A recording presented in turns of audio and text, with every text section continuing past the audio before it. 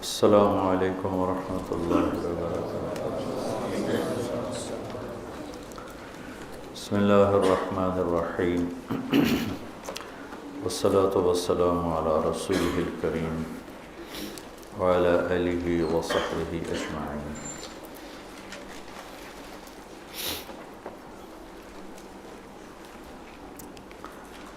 ہندوستان میں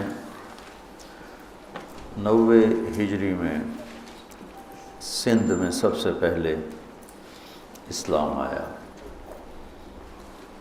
محمد بن قاسم رحمۃ اللہ علیہ 92 ہجری میں ملتان پہنچے اور یہ کوئی 3 سال کا سفر تھا، اور بنو امیہ کے دور میں ہی ولید بن عبد الملک کا زمانہ، اسلام سندھ اس وقت بمبئی سے لے کر ملتان، یہ سارا سندھ، بمبئی سندھ میں شامل تھا، ملتان سندھ میں تھا۔ تو یہ اس اللہ کے نیک بندے نوجوان کے بابرکت ہاتھوں سے پہلی صدی میں ہی بر صغیر میں اسلام کی آمد ہوئی، اور اس کے بعد پھر 5ویں صدی میں محمود غزنوی نے یہاں حملے کیے۔ 416 میں اس کا انتقال ہوا ہے، تو ہو سکتا ہے 399 ہو 80، مجھے سن یاد نہیں ہے۔ اور شہاب الدین اس نے حکومت قائم نہیں کی، صرف پنجاب تک کو اپنے حکومت میں شامل کیا۔ شہاب الدین غوری رحمۃ اللہ علیہ نے پھر یہاں باقاعدہ حکومت کا نظام بنایا، اور یہاں کا پہلا حاکم قطب الدین ایبک غلام تھا۔ تو اس کے بعد پھر خاندان غلامہ کی حکومت چلی۔ پھر جب زوال آیا تو اس وقت مغلیہ خاندان حاکم تھا، اور یہ طبیعی چیز ہے، ہر قوت ضعف کا جیسے شکار ہوتی ہے، ہر جوانی بڑھاپے کا شکار ہوتی ہے، ایسے ہی ہر قوم، ہر خاندان، ہر طاقت وہ کچھ عرصے کے بعد ضعف کا شکار ہوتا۔ لازم تلک ایام نداولھا بین الناس، اللہ اس کو ایسے ہی پھراتا رہتا، کبھی ادھر کبھی ادھر۔ ایک دور تھا مشرق کا غلغلہ تھا، اور مغرب اندھیروں میں ڈوبا ہوا تھا۔ آج مغرب کا ڈنکا بج رہا ہے اور مشرق اندھیروں میں ڈوبا ہوا ہے۔ تو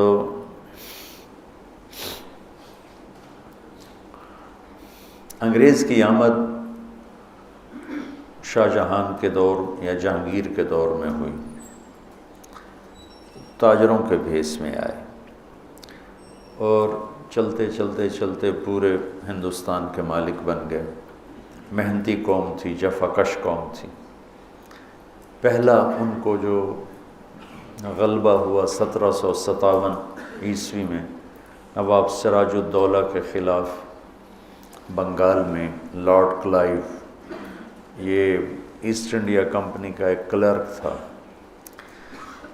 نواب سراج الدولہ، ادھر لے آ، ادھر لے آ، یہاں رکھ،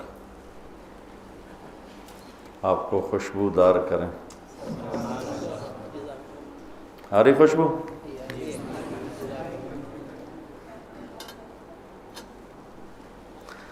نواب سراج الدولہ اور انگریزوں کی جنگ ہوئی 1757۔ اس میں سراج الدولہ کو شکست ہوئی، اور اس کی وجہ ایک اس کا نکما پن، راتوں کو جاگنا، دن میں سونا، اور دوسرا برطانوی فوج کا توپ خانہ۔ اس وقت یورپ سائنس میں بہت آگے جا چکا تھا، تو اس توپ خانے نے تباہی مچا دی، اور بنگال میں پہلی دفعہ انگریز کا راج قائم ہوا۔ 1799 ٹیپو سلطان آخری سہارا تھے. 4 مئی 1799 سرنگا پٹم وہ انہیں شکست ہوئی، شہید ہوئی. میں نے کل بھی بتایا تھا کہ بنگال میں میر جعفر نے کی غداری اور میسور میں میر صادق، لیکن وہ کسی ایک کی غداری سے قوم نہیں ڈوبتی، وہ ساری قوم کا سفینہ ڈوبا ہوتا ہے.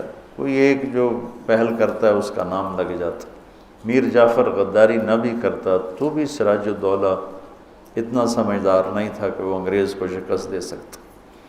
اور ٹیپو سلطان اتنے طاقتور نہیں تھا. ٹیپو سلطان بہت سمجھدار تھا، طاقتور نہیں تھے. اور ادھر نظام مل گیا، حیدرآباد، دکن، انگریز اور مرہٹے، 3 طاقتیں اکٹھی ہو گئیں. تو وہ اکیلے اگر میر صادق غداری نہ بھی کرتا تو بھی شکست ہی ہونی تھی کہ اتنی پاورفل، طاقتور. تو 4 مئی 1799 ٹیپو سلطان جب شہید ہوئے تو جنرل ہیرس نے کہا کہ ہندوستان ہمارا ہے. انہیں نظر آ گیا کہ اب کوئی طاقتور حکمران سامنے کوئی نہیں. 1831 میں سید احمد شہید رحمۃ اللہ علیہ کی جو تحریک تھی وہ بالا کوٹ کے پہاڑوں میں ختم ہو گئی. عجیب لوگ تھے. مولانا علی میاں نے کتاب لکھی جب ایمان کی بہار آئی، آپ پڑھنا. اس میں شاہ صاحب کے واقعات، ان کے ساتھیوں کے واقعات ہیں کہ لگتا تھا جیسے صحابہ کی بچی کھچی روحیں وہ ان لوگوں کے اندر آ گئیں. لیکن پوری تیاری کے بغیر نتیجہ نہیں نکلتا. اللہ نے دنیا کو دارالاسباب بنایا. رنجیت سنگھ بہت طاقتور حکمران تھا اور اسلامی شیرازہ بکھرا پڑا تھا. تو وہ تھوڑے سے لوگ تھے اور جب وہاں پہنچے تو ایک اللہ کا نظام ہے تدریجاً چیز کو لانا. شراب حرام کرنی تھی نا تو ایک دم نہیں کہا شراب چھوڑ دو. قل فیہما اثم کبیر و منافع للناس، پھر لا تقربوا الصلاۃ وانتم سکارى، پھر فہل انتم منتہون. یہ ہے طریقہ کسی چیز کو لانے کا، اٹھانے کا، آہستہ آہستہ. شاہ صاحب رحمۃ اللہ علیہ نے جب سرحد پہ اپنی حکومت قائم کی تو ایک دم شریعت نافذ کر دی. پوست کی کاشت بند کر دی، چرس کا بنانا بند کروا دیا، اور لڑکیوں کے اس وقت مہر ہوتے تھے اور وہ قیمت ہوتی تھی وہ ایک دم بند کر دی. تو وہ جو ایک دم ان کی عادات پہ ضرب پڑی تو وہ رد عمل میں انہوں نے پٹھانوں نے ہی بغاوت کر دی اور شاہ صاحب کے سرداروں کو قتل کر دیا اور ان کے لشکر کو بھی تتر بتر کر دیا. کچھ بچا کھچا لے کے تو وہ چلے تھے. والی کاغان نے کہا تھا کہ میرے پاس آ جائیں. تو راستے میں بالا کوٹ قیام ہوا. وہاں ایسا بددل ہوئے کہ آگے جانے کے بجائے وہیں تھوڑے سے لشکر کے ساتھ سکھوں سے لڑ گئے. اور ایک پہاڑ ہے مٹی کوٹ، ایک ہے بالا کوٹ. مٹی کوٹ اونچا ہے، بالا کوٹ نیچے ہے. تو وہاں کے جو مقامی مسلمان تھے وہ سکھوں کو مٹی کوٹ تک پہنچانے کے لیے رہبر کے طور پہ استعمال ہوئے.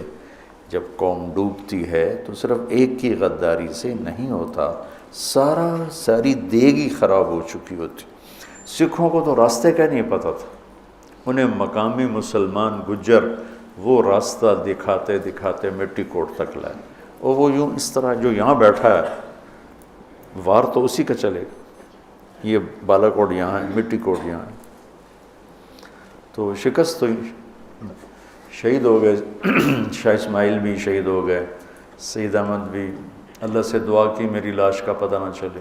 وہ نالے میں بہہ گئی، پتہ نہیں کہاں چلی گئی. اب جو ان کی قبر 2 جگہ بنی ہوئی ہے، گڑھی حبیب اللہ بھی ہے اور بالا کوٹ بھی ہے، اور دونوں فرضی قبریں ہیں. ان کی تو لاش ہی اللہ نے چھپا دی تھی. تو 1834 میں لارڈ میکالے آیا کہ ایک ایسا نظام تعلیم لایا جائے جو انہیں غیر مسلم نہ بنائے، انہیں مسلمان نہ چھوڑے، یہ نام کے مسلمان ہوں اور اندر سے انگریز کے غلام ہوں، ذہنی فکر، ذہنی سوچ وہ ساری بن جائے غیر مسلم والی، اور شکل صورت ظاہر یہ ہو مسلمان والا۔ ایک ایسا نظام تعلیم مرتب کرنے کے لیے لارڈ میکالے 1834 میں آیا تھا۔ تو اس کے بعد 1857 میں جنگ آزادی ہو گئی۔ وہ جنگ کیا تھی، ایسے بھیڑ بھڑکا تھا، نہ کوئی تنظیم، نہ ترتیب، نہ کوئی قائد، نہ لیڈر، تو اس میں شکست ہونا لازمی چیز تھی۔ اس کے بعد پھر انگریز کا ظلم بڑھا۔ بہادر شاہ ظفر کے 18 بیٹے تھے، انہیں سارے ذبح کر کے ان کے سر تھال میں سجا کے بہادر شاہ کے آگے رکھ دی۔ لیکن اس سے پہلے ظلم انہوں نے جنگ لڑنے والوں نے جب دلی پہ قبضہ کیا تو وہاں 86 انگریز عورتیں تھیں، 86، اور ان کے بچے تھے۔ انہوں نے ساری عورتوں کو بھی ذبح کر دیا اور بچوں کو بھی ذبح کر دیا۔ جو ظلم عظیم تھا، مسلمان فاتح ہو یا مفتوح ہو ظلم نہیں کرتا ہے۔ دنیا میں جب سے دنیا بنی سب سے پہلی ہستی جنہوں نے جنگ کے قانون بنائے وہ ہمارے نبی ہیں۔ پہلی ہستی کہ جنہوں نے جنگ کے قانون بتائے، بچوں کو نہیں قتل کرنا، عورتوں کو نہیں قتل کرنا، بوڑھوں کو نہیں قتل کرنا، راہبوں کو نہیں قتل کرنا، بستیوں کو نہیں جلانا، فصل کو نہیں جلانا، درختوں کو نہیں کاٹنا، یہ جو ہتھیار ڈال دے اس پہ کچھ نہیں ہاتھ اٹھانا۔ یہ پہلی دفعہ ہمارے نبی نے یہ قانون بتائے انسانیت کو۔ انہی کی امت جب یہ کرنے لگ گئی تو پھر انہوں نے سر ڈبلیو ہنٹر 1857 کے بعد آیا، انہوں نے فوکس کیا کہ مسلمانوں کو کس طرح ختم کر دیا جائے، زیرو کر دیا جائے۔ قتل عام نہیں ہو سکتا جیسے اسپین میں ہوا، تو ان کو ویسے ذہنی طور پہ ختم کر دیا جائے۔ اس کے لیے پھر سب سے پہلے کلکتہ میں ایک سکول کھولا گیا، کلکتہ میں کھلا۔ تو 1857 کی جنگ میں ہمارے اکابرین مولانا قاسم نانوتوی، مولانا رشید احمد صاحب گنگوئی، حافظ ضامن صاحب رحمۃ اللہ علیہ، حاجی امداد اللہ صاحب رحمۃ اللہ علیہ، انہوں نے باقاعدہ جنگ کی، شکست ہوئی، حافظ ضامن صاحب شہید ہوئے، اور پھر امداد اللہ رحمۃ اللہ علیہ وہ روپوش ہو گئے، پھر ہجرت کر کے مکہ تشریف لے گئے۔ جب حالات کا رخ اس طرح بن رہا تھا کہ مسلمان کو ٹارگٹ کر کے ختم کرنا تھا ذہنی طور پر، تو مولانا محمد قاسم نانوتوی رحمۃ اللہ علیہ کے دل میں اللہ نے مدرسہ کی سوچ ڈالی۔ یہ ساری تمہید میں اس ایک جملے کے لیے آپ کو سنا رہا تھا۔ پورے بر صغیر میں کوئی مدرسہ نہیں تھا، علم لینے دینے کا نظام تھا، لیکن مدرسہ، طلبہ، اساتذہ اور سبق، درسگاہ، دارالاقامہ ایسا کوئی نہیں تھا۔ فرنگی محل بھی، لکھنؤ بھی، اور دہلی میں اور کئی جگہ بھی علماء کے حلقے ہوتے تھے، درس ہوتے تھے، طلبہ آتے تھے، لیکن ایک جگہ رہ کر سیکھنا اور اساتذہ ہونا اور وہیں ان کا کھانا بننا اور وہیں ان کی رہائش ہونا، یہ 1864 میں 1857 کے چند سال بعد، یعنی 7 سال بعد ہی مولانا قاسم صاحب رحمۃ اللہ علیہ نے دیوبند کی بنیاد رکھی۔ ویسے تو یہ دنیا اللہ نے اسلام کو باقی رکھنا ہے، اور اگر یوں نہ ہوتا تو یوں ہو جاتا، یوں ہوتا تو یوں نہ ہوتا، یہ انسان کہتا تو ہے، تو اسباب کی دنیا میں، خیالات کی دنیا میں چلتا ہے۔ دیوبند کے مدرسہ کی بنیاد نہ رکھی جاتی تو شاید اسلام کی یہ شکل نہ ہوتی جو آج موجود ہے۔ اللہ نے ایک بندے کو چنا، درویش غریب، اور ان کے ذریعے سے ایک شاگرد محمود الحسن، ایک استاد محمود احمد، بہت بڑے مناظر تھے مولانا قاسم صاحب، کبھی کسی مسلمان فرقے سے مناظرہ نہیں کی۔ جنہوں نے دیوبند کی بنیاد رکھی انہوں نے مناظرے کی یوں نفی کی، ہم مناظر بننے کو ہی آج دین کی خدمت سمجھ رہے ہیں۔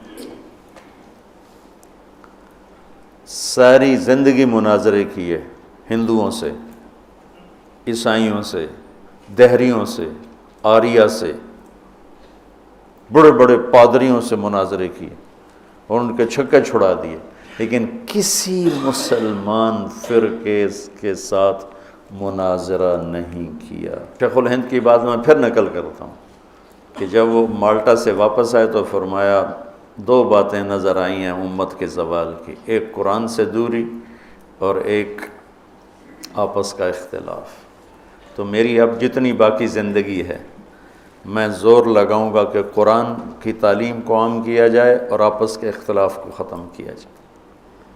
میری تو عمر بیت گئی یہ روتے روتے اور سناتے سناتے کہ امت بنو۔ امت کہتے ہی اس کو ہیں جو مختلف قبائل ہوں، مختلف افکار ہوں، لیکن جڑ کے چلیں، انہیں امت کہتے۔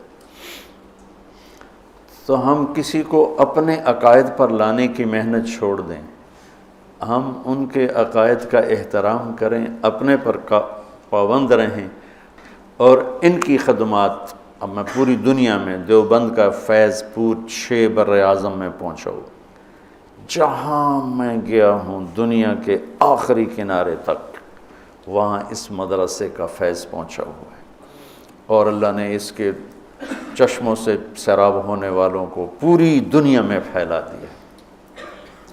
تو جنہوں نے بنیاد رکھی تھی انہوں نے کہا تھا میں نے قرآن سکھانا ہے اور اختلاف کو مٹانا ہے۔ میں بھی اسی پر بیٹھا ہوں رمضان میں، یہ اللہ کی کتاب میرے ہاتھ میں ہے کہ اس ساری کو تو میں 25 دن میں، کیا 25 سال بھی، ایک بات پڑھی ہوئی یاد آ گئی، پتہ نہیں کب پڑھی تھی، 20-25 سال پہلے۔ ابو علی رحمۃ اللہ علیہ بغداد کے بڑے علماء میں سے تھے، مفسر قرآن تھے، تو لوگوں نے کہا آپ درس قرآن شروع کریں، تو انہوں نے درس قرآن شروع کیا، تو سورہ بقرہ 26 سال درس دیتے رہے، ختم نہیں ہوئی اور فوت ہو گئے۔ 26 برس سورہ بقرہ کا درس چلتا رہا اور وہ ختم نہیں ہوئی اور وہ ختم ہو گئی۔